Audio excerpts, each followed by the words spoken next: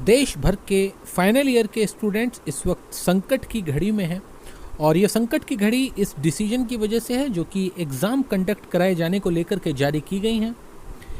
यहाँ पर मैं बता देना चाहूँगा दोस्तों कि ये जो भी डिसीजन जारी किया गया है ये कयासों के बिल्कुल विपरीत है। ऐसा कोई भी अंदाज़ा पहले नहीं लगाया जा सकता था। जितनी भी कमेटीज़ और जितनी भी रिकमेंडेशंस इससे पहले यूजीसी के पास गईं उन सभी में किसी में भी ये नहीं कहा गया था कि परीक्षाएं कराए जाने की कोई संभावना भी है। तो कहीं ना कहीं ये डिसीजन यूजीसी ने किसी और कारण से लिया है। वो कारण क्या हो सकता है वो समझना आज की तारीख में तो संभव नहीं है, क्योंकि रिकमेंडेशंस मांग करके ये डिसीजन लेना कहीं ना कहीं किसी और इशारा करता है।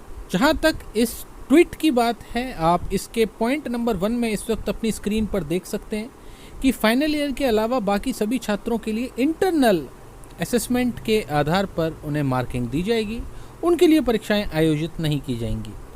लेकिन जहां तक इन गाइडलाइंस की बात है, इसमें फाइनल ईयर के छात्रों का हित कम और नुकसान ज़्यादा है, क्योंकि अगर आपको परीक्षाएं करानी ही हैं तो इतना लेट ले जाना उनके लिए उनकी बहुत सारी अपॉर्चुनिटीज़ ख़त्म हो जाती हैं।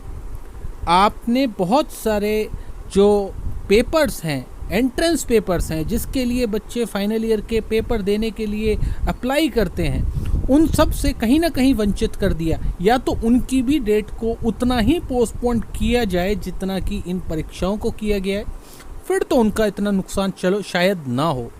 इसके अलावा इसी ट्वीट के नीचे अगर आप मैसेजेस देखें तो इस वक्त आपकी स्क्रीन पर है, कितने छात्रों में रोष है इस डिसीजन को लेकर के आप देख सकते हैं। अगर 1000 लोगों ने मैसेज किया है तो उसमें से 990 मैसेजेस एग्ज़ाम के अगेंस्ट हैं। इससे आप पता चल सकता है आपको कि छात्रों का कितना बड़ा वर्ग ऐसा है जो कि इन परीक्षाओं का विरोध कर रहा था। और जहाँ तक इस मांग की बात है, ये गलत भी मांग नहीं है, जैसी परिस्थितियाँ हैं। और दोस्तों मैं बता दूं कि मेरे पास भी बहुत सारे मैसेजेस इसी प्रकार के आए हैं। मुझे दोष दिया जा रहा है, बहुत सारे स्टूडेंट्स मुझे दोष दे रहे हैं कि ये पेपर हो रहे हैं। तो भाई मैं बता देना चाहूँगा, मैं अथॉरिटी नहीं हूँ। और जहाँ तक यूजीसी की बात है, उसके पास जो रिकमेंडेशंस आ रही थी मैं उसी के आधार पर आपको बता रहा था। जैसा कि आप देख सकते हैं, रिकमेंडेशन से दूर दूर तक कोई लेना देना नहीं है। इस डिसीजन का जो लिया गया है ये टोटली मुझे जहाँ तक लग रहा है पॉलिटिकली इन्फ्लुएंस्ड ये डिसीजन है, छात्रों पर थोपा गया ये एक डिसीजन है। फाइनल ईयर के ऐसे छात्र जिनकी प्लेसमेंट हो चुकी है, क्या अब वो कंपनियां इतने लंबे समय तक उनके लिए रुकेंगी?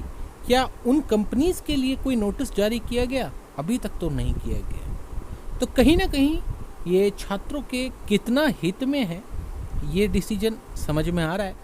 फाइनल ईयर के छात्रों में गुस्से की लहर है और किसी न किसी राज्य को तो इसमें दखल देना ही होगा इस डिसीजन के अंदर। और जहाँ तक मुझे लगता है ये डिसीजन कितना अप्लाई होगा ये तो खैर भविष्य ही बताएगा। लेकिन फ़िलहाल के लिए मुझे ये पूरा मामला कोर्ट में जाता हुआ नज़र आ रहा है और इस सवाल के लिए यूजीसी को तैयार रहना होगा कि ये रिकमेंडेशन से किस तरीके से प्रेरित है ये डिसीजन। कहीं से कहीं तक इसका कोई लेना देना रिकमेंडेशन से नहीं था। दोस्तों वैसे तो आप सभी फाइनल ईयर के छात्रों में इस वक्त काफ़ी गुस्सा है, मगर फिर भी मैं आपसे इतना ज़रूर जानना चाहूँगा कि आप इस डिसीजन को किस तरीके से देखते हैं, हमें कमेंट करके ज़रूर बताएं।